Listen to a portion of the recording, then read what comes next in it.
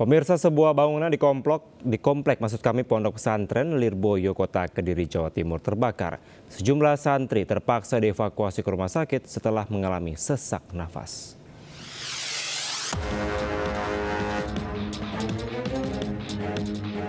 Kebakaran meludeskan salah satu bangunan di kawasan Pondok Pesantren Lirboyo, Kecamatan Mojoroto, Kota Kediri, Jawa Timur.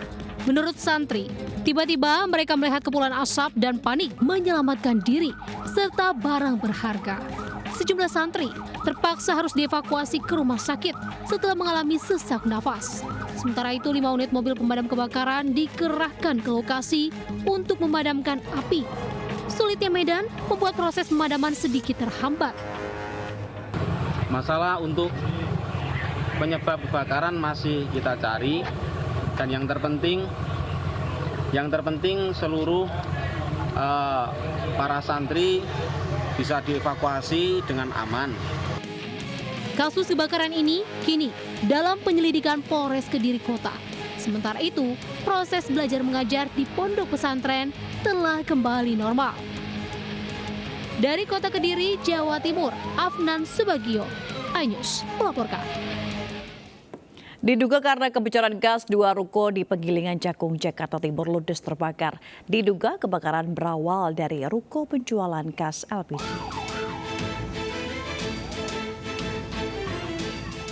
Api dengan cepat melalap 2 ruko yang berada di Jalan Amalia, Penggilingan Cakung, Jakarta Timur. Besarnya kobaran api membuat warga panik dan segera menyelamatkan barang berharganya. Dibantu warga, petugas damkar yang menerjunkan 12 unit mobil damkar dan 60 personil segera melokalisir api agar tidak merembet. Proses pemadaman sempat terkendala lantaran jauhnya sumber air di lokasi kebakaran. Dugaan sementara kebakaran berasal dari kebocoran gas dari salah satu ruko yang menjual gas LPG. Namun guna memastikan penyebab kebakaran, polisi masih melakukan olah TKP kejadian perkara dan meminta keterangan saksi. Meski tidak ada korban, namun kerugian diperkirakan mencapai ratusan juta rupiah. Dari Jakarta, Rio Manik, iNews melaporkan. Sejumlah rumah terisolasi akibat akses jalan ditutup tetangga di kawasan Cililitan, Kecamatan Kramat Jati, Jakarta Timur, Minggu siang. Akibatnya pemilik rumah tak bisa keluar rumah.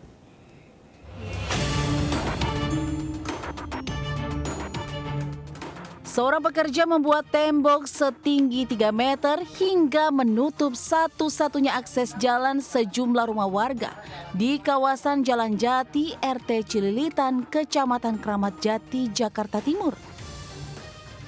Penutupan jalan ini dilakukan atas perintah Devi yang mengklaim lahan jalan adalah miliknya sejak Februari lalu. Akibat kejadian ini, akses jalan rumah pun terisolasi dan harus menumpang warga lain agar bisa keluar dari rumahnya. Total ada 21 orang termasuk lansia yang sedang sakit yang terkena imbas penutupan akses jalan ini. Warga juga meminta mediasi dari pihak RT dan RW agar bisa diselesaikan secara kekeluargaan, namun belum ada hasil. Dari Jakarta, Rio Manik, iNews melaporkan. Pemirsa, angka perceraian di Kota Cirebon, Jawa Barat melonjak mencapai 1.200 kasus per tahun. Perceraian tersebut akibat perselisihan dipicu judi online.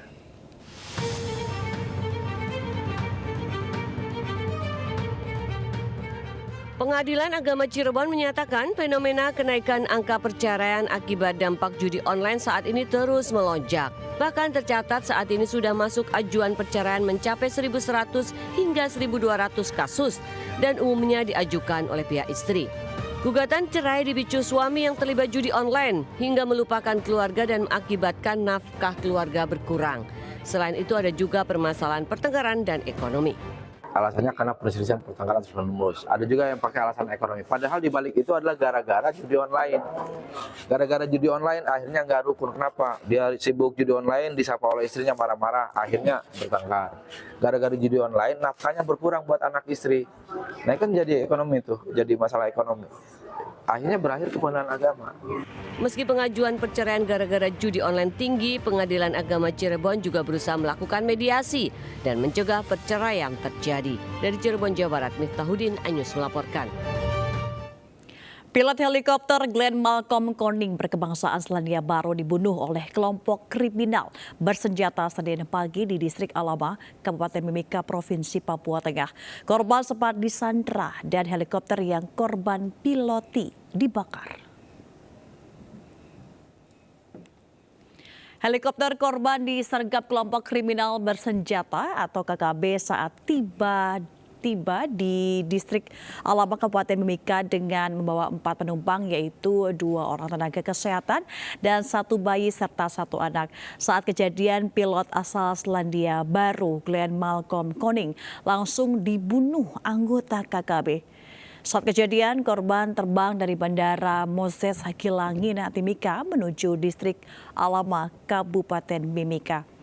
Jenazah pilot dibawa kemudian ke helikopter, kemudian dibakar bersamaan dengan helikopter.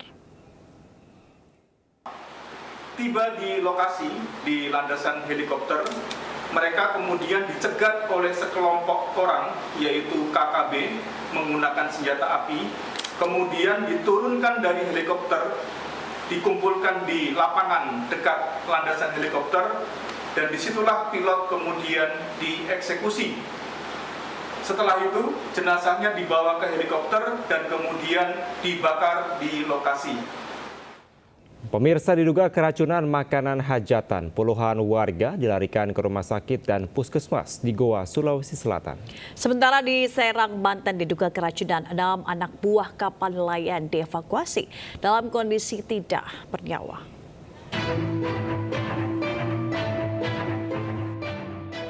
Puluhan warga dilarikan ke IGD Rumah Sakit Umum Daerah Syekh Yusuf akibat keracunan makanan di Goa. Pasien umumnya mengeluh pusing, sakit perut, mual hingga muntah usai mengonsumsi daging ayam, acar hingga mie goreng di hajatan warga di kawasan Pangka Binanga, Kecamatan Palangga. Selain di RSUD Syekh Yusuf, sebagian warga juga dirawat di Puskesmas Palangga. Total ada 24 pasien dirawat di IGD Rumah Sakit dan Puskesmas.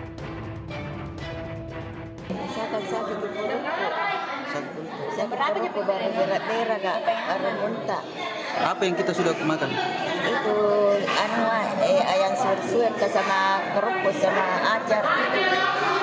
Di mana itu kita makan? Itu di pesta ya. Di pesta itu. Polisi segera ke TKP dan mengamankan sampel makanan untuk diteliti di laboratorium di Makassar. Polisi juga sudah menerima keterangan pihak penyelenggara hajatan. Dari Goa, Sulawesi Selatan, Bukma iNews melaporkan. Pemirsa, 8 ekor kambing milik warga ditemukan mati misterius dengan luka gigitan pada bagian lehernya di Sukabumi, Jawa Barat. Diduga kambing-kambing itu dimangsa binatang buas.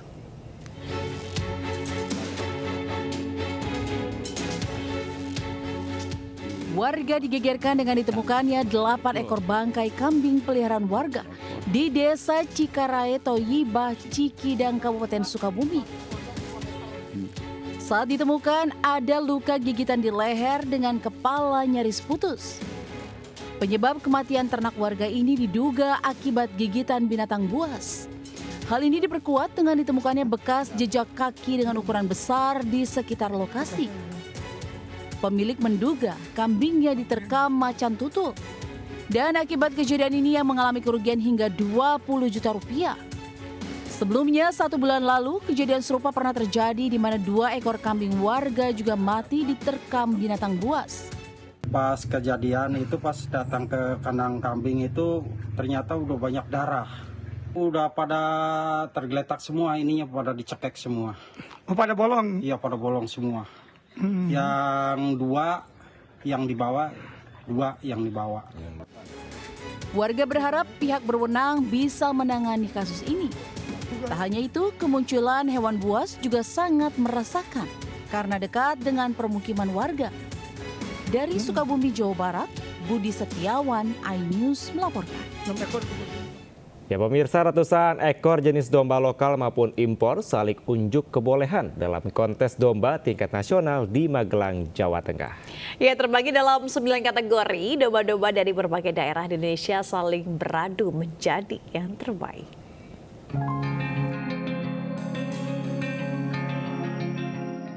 Lucu dan menggemaskan saat berbagai jenis domba mengikuti kontes domba tingkat nasional Piala Bupati Magelang di lapangan Candi Retno, Secang. Pemilik domba berusaha mempersiapkan dombanya terlihat sempurna dan menarik juri. Bulu domba pun disisir, dipotong agar terlihat cantik.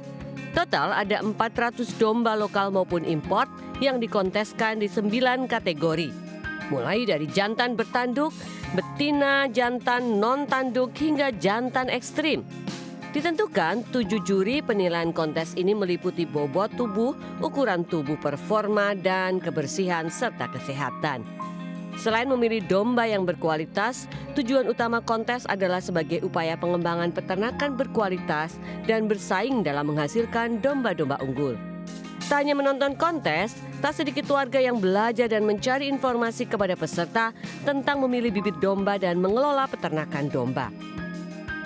Caranya kita bisa, yang nggak ikut bisa buat hiburan, buat nyari-nyari cuci mata, soal hewan, soal makan, jenis kambing, semuanya ada di sini ya. Tadi paling suka kambing apa nih? Jenis apa? Merino ya. Dalam ajang ini panitia menyiapkan hadiah ratusan juta dan Piala Bupati Magelang. Rencananya kegiatan ini akan digelar setiap tahun di wilayah Kabupaten Magelang. Dari Magelang, Jawa Tengah, Puji Hartono, iNews melaporkan. Pemirsa, gagal panen dan kurangnya pasokan membuat harga jenis cabai rawit di pasar tradisional Pandeglang, Banten dan Cimahi, Jawa Barat melonjak hingga mencapai Rp100.000 per kilogramnya.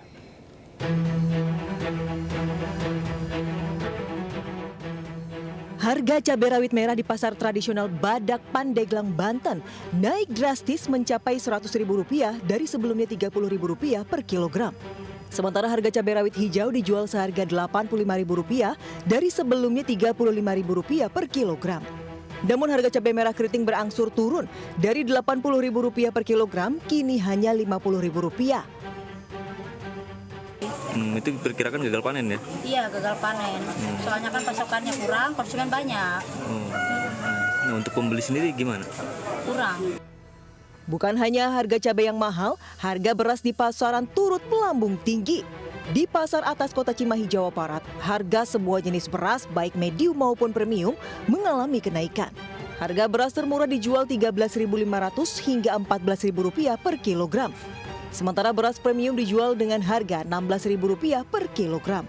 Mahalnya harga beras disebabkan kurangnya pasokan akibat musim kemarau dan gagal panen di sejumlah daerah penghasil beras. Dari Pandeglang, Banten dan Cimahi, Jawa Barat, Tim Liputan iNews melaporkan. Pemirsa, pemerintah mengeluarkan peraturan baru soal jajanan di sekolah dan tempat usaha. Peraturan menentukan batas maksimal kandungan gula, garam, dan lemak dalam makanan guna mencegah berbagai penyakit.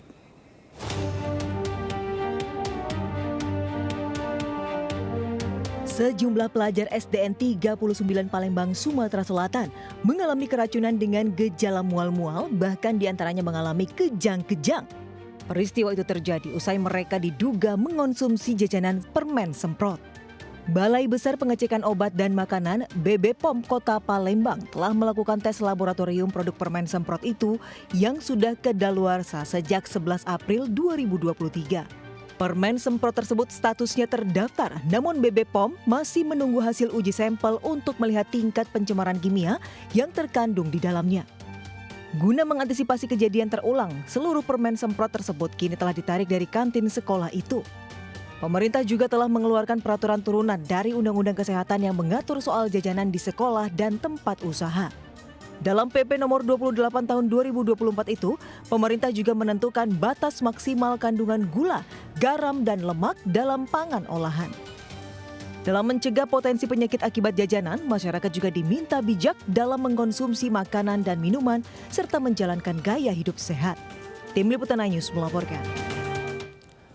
Pemirsa, saling baku hantam antara massa Pergerakan Mahasiswa Islam Indonesia atau PMII dengan Satpol PP terjadi saat aksi unjuk rasa di kantor Bupati Asahan, Sumatera Utara.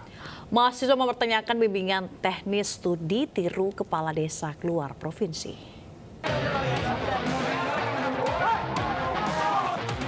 Aksi tegang antar mahasiswa dan Satpol PP terjadi karena petugas Satpol PP Asahan meminta mahasiswa agar memindahkan sepeda motornya dari pintu masuk kantor Bupati Asahan pada saat melakukan aksi unjuk rasa Senin siang. Petugas yang berusaha menghalau mahasiswa mendapat perlawanan hingga benturan antara keduanya tak terhindarkan. Tak hanya itu, mahasiswa juga menabur bunga di kantor Bupati Asahan sebagai bentuk aksi protes mahasiswa karena Bupati tak kunjung menjumpai pendemo. Selain itu, mahasiswa juga menabur kotoran kerbau di kantor Dinas Pemberdayaan Masyarakat dan Desa. Aksi unjuk rasa dilakukan mahasiswa untuk mempertanyakan keberangkatan kepala desa se-Kabupaten Asahan dalam bimbingan teknis dan studi tiru keluar provinsi yang dianggap menghampurkan dana desa. Didi Prasetyo, Kabid Pemberdayaan Masyarakat dan Desa Asahan, mengatakan kalau bimbingan teknis dan studi tiru yang dilakukan pemerintah desa telah masuk dalam anggaran desa. Ini salah satu bukti kekecewaan kami terhadap apa yang dilakukan Kadis PMD, yang mana BIMTEK tersebut dilakukan di Yogyakarta hanya untuk mengubah dari tai lembu menjadi biogas. Artinya kami kan di kisaran ini dan di Asahan ini juga banyak tai lembu, bahwasanya kenapa harus di Yogyakarta melakukan BIMTEK tersebut? Kenapa nggak di Pulau Bandring, di Pasar Lama juga banyak tai lembu? Ataupun kunjungan kerja atau studi tiru yang pemerintah desa laksanakan itu sudah masuk ke dalam penganggaran APBDes. Kenapa? Karena sebelumnya dalam penyusunan PAPBDes atau penyusunan RAPBDes mereka juga melaksanakan musyawarah desa dengan masyarakat dan juga dengan elemen masyarakat pemerintah desa khususnya yaitu DPD, LPM dan juga tokoh-tokoh masyarakat dalam penyusunan APBDes. Mahasiswa akan kembali menggelar aksi demo kembali hingga ada pernyataan dari pemerintah Kabupaten Asahan terkait tuntutan mahasiswa tersebut. Dari Asahan, Sumatera Utara, Ulil Amri, iNews melaporkan. Kejaksaan Negeri Surabaya resmi melakukan upaya hukum kasasi atas vonis bebas terdakwa kasus penganiayaan dan pembunuhan Gregorius Ronald Tanur oleh Majelis Hakim Pengadilan Negeri Surabaya. Pendaftaran kasasi dilakukan oleh Jaksa Penuntut Umum ke Sentra Pelayanan Satu Pintu dan langsung mengisi form pendaftaran kasasi. Kejaksaan Negeri Surabaya Senin pagi mendatangi Sentra Pelayanan Satu Pintu Pengadilan Negeri Surabaya untuk melakukan upaya hukum kasasi atas vonis bebas terdakwa Gregorius Ronald Tanur. Pendaftaran kasasi ini dilakukan setelah dalam 12 hari putusan bebas terdakwa oleh Majelis Hakim Pengadilan Negeri Surabaya yang diketahui Erintua Damanik. Kasih Intel Kejaksaan Negeri Surabaya Putu Arya Wibisana mengatakan dalam pendaftaran kasasi, selanjutnya pihak kejaksaan akan menyusun memoir kasasi yang nantinya akan dilakukan ekspos di Kejaksaan Tinggi Jawa Timur. Untuk materi atau headline yang akan kami masukkan ke dalam materi-materi yang dalam memori kasasi itu nantinya akan mendapatkan masukan dari pimpinan kami dan itu akan kami formulasikan dan kami susun untuk selanjutnya akan kami kirimkan ke Pengadilan Negeri Surabaya untuk dilanjutkan atau diteruskan ke Mahkamah Agung. Kasintel juga menyebut isi memor kasasi tentunya juga tak jauh dari vonis hakim diantaranya. Tidak ada saksi yang mengetahui meninggalnya korban di lokasi dan mengenai akibat meninggalnya korban diakibatkan alkohol yang ada di lambung. Jaksa berharap Mahkamah Agung bisa mengoreksi terhadap putusan hakim dan bisa memberi rasa keadilan seadil-adilnya kepada korban. Dari Surabaya, Jawa Timur, Nur Syafi'i melaporkan. Pemirsa, Padepokan Hukum Indonesia melaporkan Wakil Ketua DPR RI Muhaimin Iskandar atau Caimin ke Mahkamah Kehormatan Dewan DPR pada Senin siang. Caimin dilaporkan atas dugaan membawa anggota keluarga saat bertugas, yakni istrinya Rustini Murtado saat menjadi tim pengawas haji 2024. Caimin sebagai Ketua Tim Pengawas Haji DPR 2024 diduga melanggar tugas lantaran membawa anggota keluarga yakni sang istri. PHI menilai turut sertanya istri Caimin tak pantas karena masuk dalam rombongan tim UAS DPR dan berpotensi menghamburkan anggaran negara. PHI meminta MKD DPR RI untuk segera memanggil dan memeriksa Caimin terkait dugaan pelanggaran penyalahgunaan kekuasaan dan pelanggaran etik yang dilakukan anggota DPR RI. Pengawasan sebagai warga masyarakat kan lembaga sosial juga bersama-sama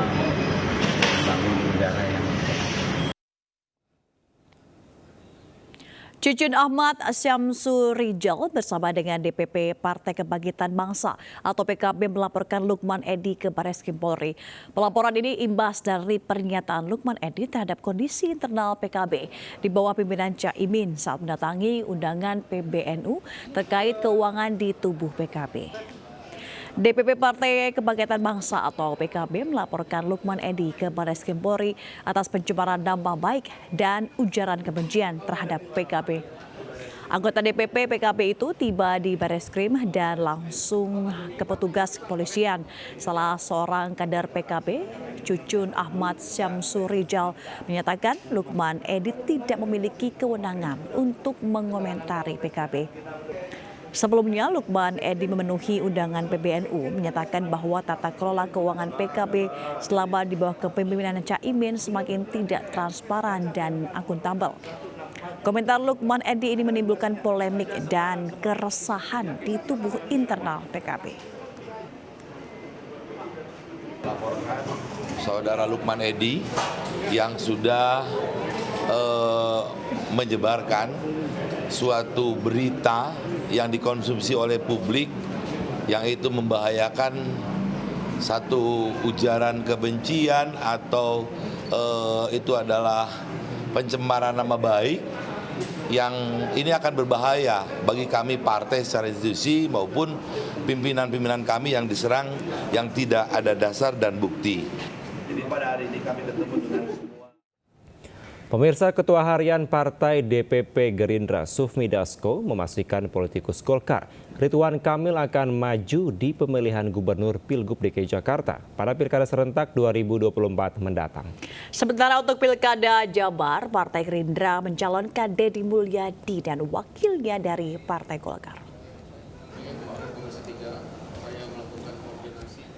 Ditemui di Gedung Nusantara 3 Jakarta pada Senin siang, Ketua Harian DPP Partai Gerindra Sufmi Dasko mengatakan Ridwan Kamil akan diusung Koalisi Indonesia Maju atau KIM bersama dengan Gerindra, Golkar, PAN dan juga Demokrat.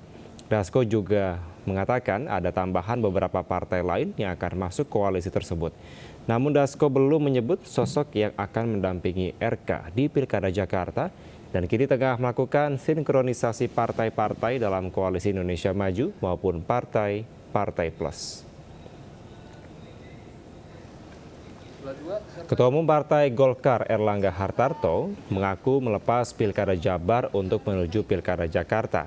Saat ini Partai Koalisi Indonesia Maju maupun partai-partai lain yang akan bergabung tengah menyatukan persepsi.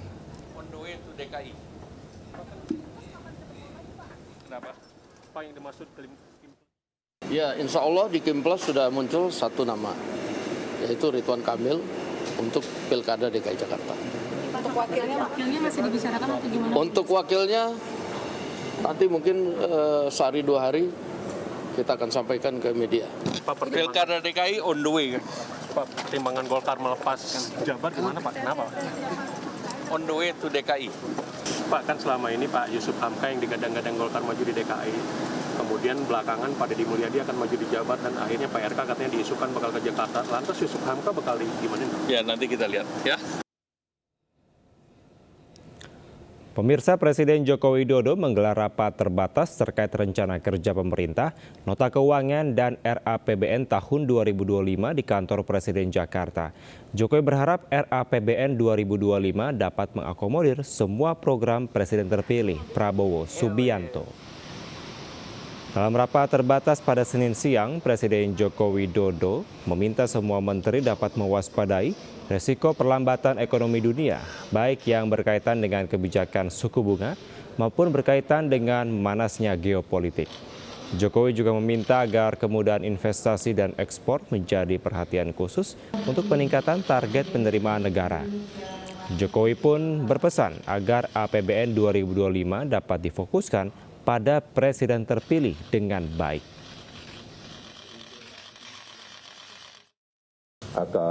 Alangkah baiknya apabila dalam APBN 2025 ini kita fokus, tidak semuanya dikerjakan. Wakil Presiden RI terpilih Gibran Rakabuming Raka kembali meninjau uji coba program makan bergizi gratis. Uji coba makan bergizi gratis dilakukan di Sekolah Dasar Negeri 4 Tangerang, Banten. Sementara itu, Menteri Keuangan Sri Mulyani Indrawati memastikan program makan bergizi gratis prioritas Presiden terpilih Prabowo Subianto bakal masuk dalam anggaran pemerintah tahun depan sebanyak 71 triliun rupiah. Gibran Rakabuming Raka kembali belusukan untuk meninjau langsung uji coba makan bergizi gratis di SDN 4 Tangerang, Banten, Senin pagi. Untuk diketahui ini bukanlah pertama kalinya Wakil Presiden terpilih ini melakukan peninjauan untuk makan bergizi gratis. Sebelumnya Gibran sempat belusukan ke beberapa daerah sekolah di Tangerang untuk memastikan bahwa makanan yang diberikan sudah memenuhi kategori 4 sehat 5 sempurna. Di Tangerang sendiri rencananya akan diterapkan pilot project untuk program makan bergizi gratis dengan harga Rp15.000 per paketnya akan diterapkan pada 7 hingga 8 Agustus 2024. Ini sesuai masukan dari para ahli gizi, susu dan makan siangnya diberikan jeda. Kalau kemarin kan dibarengkan. Nah, ini atas usulan masukan dari orang tua, ahli gizi, susunya diberikan di jam istirahat pertama ya Pak ya. Jadi ada jeda antara susu dan makan siang. Lalu kemarin juga banyak sekali masukan dari para pemerhati lingkungan terkait packaging. Nah ini packagingnya mereka pakai apa? Bawa kayak pekel gitu ya. Jadi nanti bisa dicuci, besok dibawa lagi. Jadi tidak ada plastik. Dalam rapat terbatas dengan Presiden Jokowi di kantor Presiden Istana Kepresidenan Jakarta Senin pagi, Menteri Keuangan Sri Mulyani Indrawati menyampaikan Presiden Jokowi meminta agar APBN 2025 dapat menampung program-program prioritas yang sudah disampaikan oleh pemerintahan Presiden terpilih, termasuk makan siang gratis. Soal makan bergizi gratis Bu, apakah tadi didetailkan soal rincian anggarannya berapa Bu, per porsinya berapa gitu? Terima kasih. Sampai saat ini yang kita sudah mendapatkan arahan dari Presiden saat ini dan Presiden terpilih adalah total anggarannya 71 triliun. Mengenai detailnya nanti adalah Bapak Presiden terpilih terus melakukan persiapan dengan timnya untuk pelaksanaannya. Soal rincian anggarannya mulai dari beberapa anggaran per porsinya hingga apa saja menu bergizi akan diumumkan langsung oleh Presiden terpilih Prabowo Subianto. Dari Jakarta, Tim Liputan melaporkan. Ya, pemirsa, PT MNC Asset Management dan Asosiasi Perusahaan Penjaminan Daerah terus mempererat sinergitas. Hal ini terlihat dari dukungan MNC Asset Management pada Rapat Kerja Nasional Aspenda yang dilaksanakan di Ayunis Tower, Jakarta Pusat.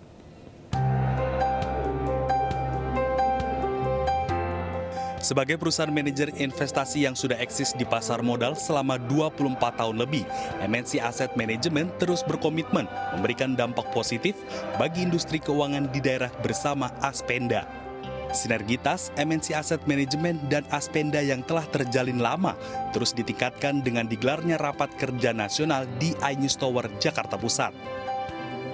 Selain memberikan update kondisi perekonomian global, MNC Asset Management juga memberikan peluang investasi reksadana dalam kondisi volatilitas perekonomian.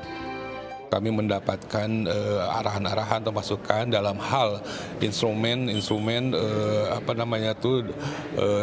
pengelolaan dana ya, karena memang MNC, terutama MNC Asset Management itu bidangnya di sisi investasi, dan itu sangat diperlukan oleh perusahaan penjaminan di dalam hal pengelolaan dana-dana yang ada di penjaminan. Lebih dari 60% dari jam kerja yang ada seluruh Indonesia telah menjadi klien kami. Adapun MNC Asset di sini sebagai manajer investasi yang membantu untuk salah satunya pengelolaan investasi di dalam jam kerja masing-masing ya, yang ada 18 jam kerja tersebut. MNC Asset Management juga memberikan market outlook untuk gambaran arah strategi investasi anggota Aspenda. Dari Jakarta, Anissa Septiarani, M. Damar Wicaksono, iNews melaporkan. Pemirsa, personil TNI Polri yang akan dilibatkan dalam upacara HUT ke-79 RI mulai diberangkatkan ke Ibu Kota Negara Nusantara. Iya, 171 prajurit TNI dan 100 taruna dari Akademi TNI dan Akademi Polri diberangkatkan dengan kapal perang KRI Banda Aceh dari Jakarta menuju kota Balikpapan.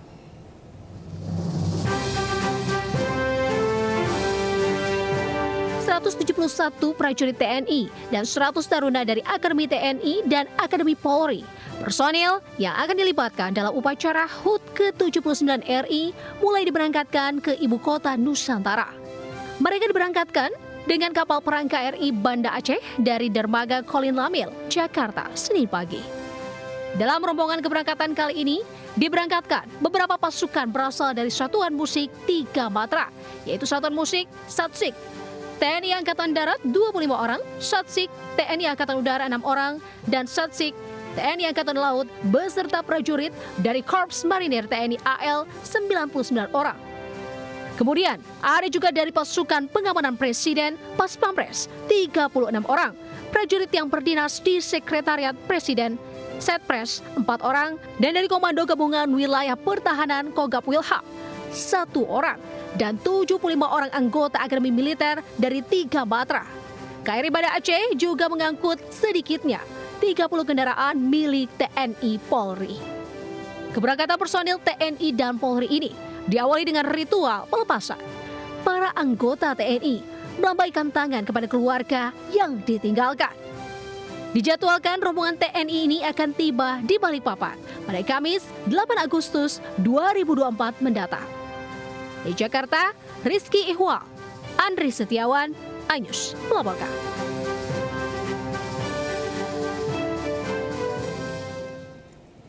Pemirsa, Densus 88 Anti Teror Polri memulangkan orang tua HOK, tersangka teroris di Batu, Jawa Timur.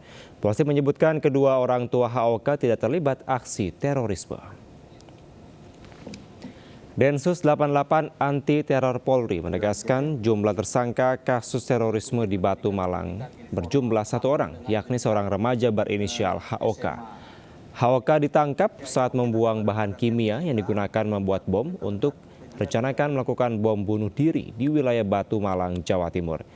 Kepala Bagian Perencanaan dan Administrasi Densus 88, Kombes Pol Aswin Siregar meluruskan, kedua orang tua HOK tidak terkait jaringan tindak terorisme dan juga dipastikan tidak membawa bom.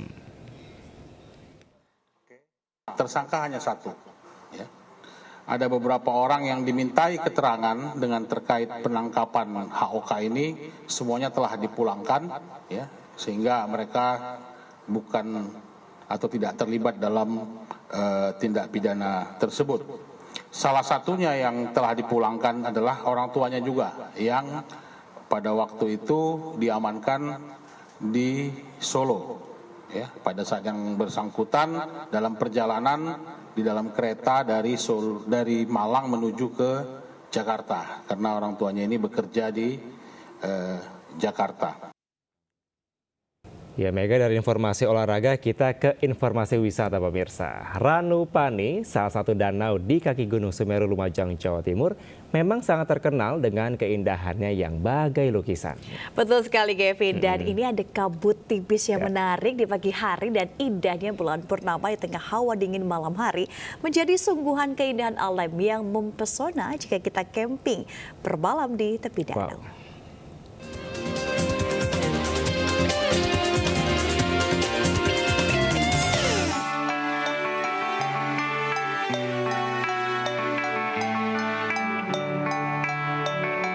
Danau Ranupani yang berada di Kecamatan Senduro, Kabupaten Lumajang, Jawa Timur ini menyimpan keindahan yang menakjubkan. Danau alam yang berada di ketinggian 2114 meter di atas permukaan laut dan berada di kaki Gunung Semeru menjadikan spot terbaik untuk berkemah. Pagi hari, pengunjung akan disuguhi keindahan danau yang dikelilingi pohon cemara. Sementara kabut tipis dan hawa dingin juga menambah harmoni yang memikat hati. Danau Ranupani menjadi spot terbaik bagi pengunjung yang hobi bersuah foto karena hampir di setiap sudut menyajikan pesona keindahan yang instagramable. Malam hari pun tak kalah indahnya, apalagi jika datang saat malam purnama. Jernihnya langit membuat bulatan bulan seakan membesar. Berpadu dengan panasnya api unggun dan dinginnya udara pegunungan, menjadikan suasana yang sangat romantis untuk menghabiskan waktu berdua. Enggak sih, udah sering. Gimana suasana di Ranupani? Lumayan bagus, indah. Dingin juga ya? Iya, dingin. Kalau malam juga kan langsung lihat rembulan. Berkunjung ke Danau Ranupani bukan sekedar menikmati pemandangan alam, namun lebih dari itu, keharmonisan dan keindahannya menjadikan sebuah pengalaman spiritual yang menghubungkan manusia dengan penciptanya. Dari Lumajang, Jawa Timur, Yayan Nugroho, iNews melaporkan. Dari Jawa Timur kita ke Jawa Tengah untuk menikmati kuliner nih Kevin dan juga sekali. pemirsa. Nah bagi pemirsa dan kalau Kevin juga kalau suka olahan bebek ini harus coba karena ini berbeda. Anda bisa mencoba kuliner bebek berontak di rumah makan Kulon Progo Yogyakarta. Ya benar sekali Mega dan pemirsa, di mana 15 rempah yang digunakan ini menjadikan kuliner satu ini memiliki rasa yang nikmat.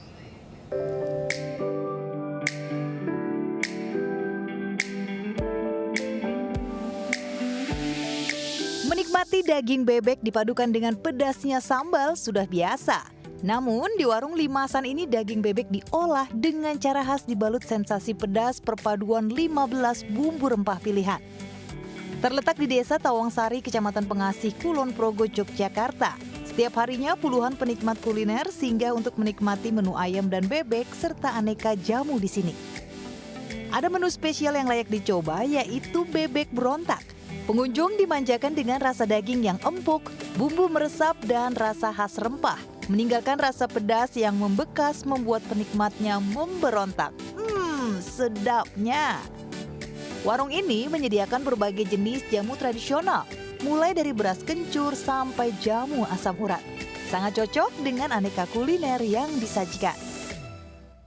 Jadi bebek atau ayam ini adalah satu masakan yang disebut berontak karena di sini tidak digoreng, tidak dibakar, tidak dibacem, tidak dipanggang. Nah ini sesuatu yang sangat menarik karena ini adalah rempah-rempah. Jadi berontak itu pedas tapi rempah-rempah. Bebek berontak nonton sama keluarga juga. Rasanya gimana? Rasanya mantap, pokoknya enak terus bumbunya meresap gitu loh. Jadi tetap direkomendasiin lah buat orang-orang di sekitar Kulon Progo. Untuk menikmati makanan di sini, pengunjung cukup merogoh kocek Rp5.000 hingga Rp30.000. Menyantap ditemani pemandangan persawahan yang sejuk dan asri membuat hari Anda semakin syahdu. Dari Kabupaten Kulon Progo, Yogyakarta, Budi Utomo, iNews melaporkan. Ya, Mega, dari bebek yang nikmat tadi kita ke informasi kreasi lukis payung kertas. Pemirsa, payung kertas menjadi salah satu ciri khas masyarakat Kaliwungu, Kendal, Jawa Tengah. Namun pembuatan payung kertas dengan lukisan beraneka warna mulai jarang ditemukan. Ya, upaya pelestarian dan membangkitkan kembali tradisi melukis payung kertas di Kaliwungu kini dikembangkan pada anak-anak untuk berkreasi menuangkan ide di atas payung kertas.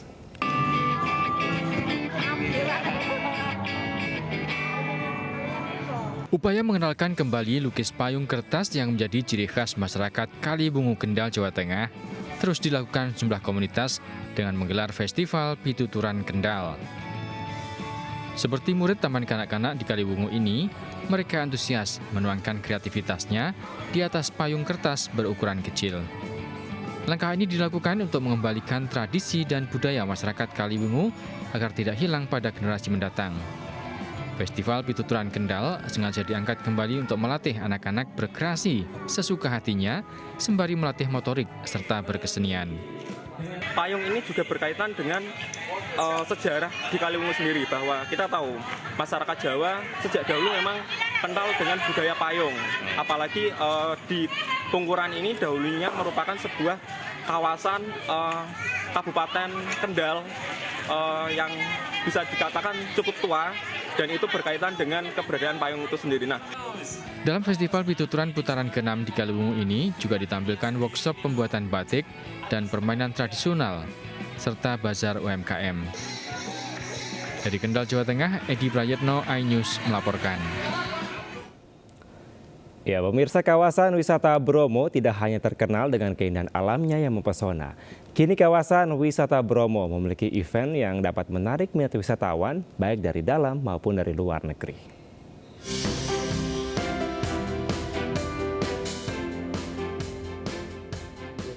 Lantunan puisi Kidung Tengger yang dibacakan Menteri Pariwisata dan Ekonomi Kreatif Sandiaga Salahuddin Uno menjadi penanda dibukanya Eksotika Bromo Festival 2024 yang digelar di Lautan Pasir Bromo, Probolinggo.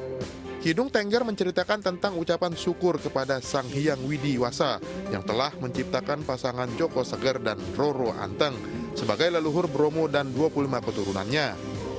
Digelar 27 hingga 28 Juli 2024, Eksotika Bromo mengangkat 3 elemen kehidupan manusia, yaitu Tengger dan budayanya, Bromo dan alamnya, Jawa Timur dan keseniannya.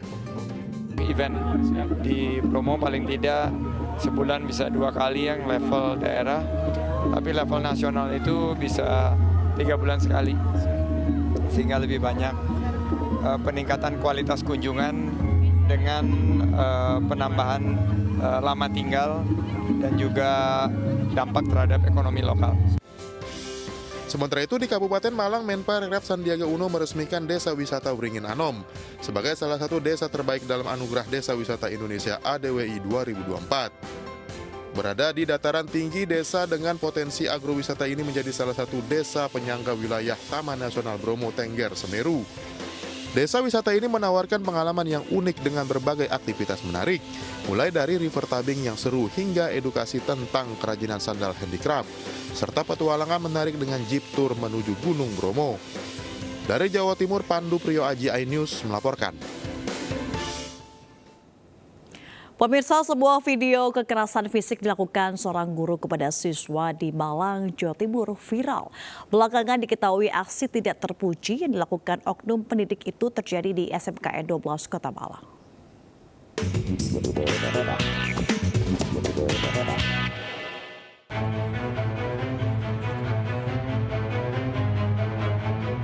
Video berdurasi 24 detik diunggah akun Demit is Back jadi viral dan mendapat perhatian dari Divisi Humas Mabes Polri. Dalam video tersebut, seorang guru menghukum muridnya dengan menekuk badan siswa ke belakang sambil jongkok dan memukul lehernya. Video ini mendapat tanggapan beragam dari warganet. SMKN 12 Malang, lokasi terjadinya adegan kekerasan terhadap siswa, mengakui dan menyesalkan tindakan guru tersebut meskipun berniat mendisiplinkan namun dinilai berlebihan. Aksi tidak terpuji dilakukan seorang guru agama yang statusnya adalah guru yang tidak tetap. Pihak sekolah telah melakukan mediasi dengan siswa dan wali siswa. Guru tersebut akhirnya mengundurkan diri dari sekolah.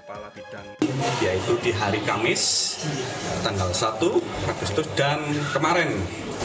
Untuk yang hari Kamis itu kami menghadirkan keluarga dari pihak korban, guru yang bersangkutan dan kami dari manajemen.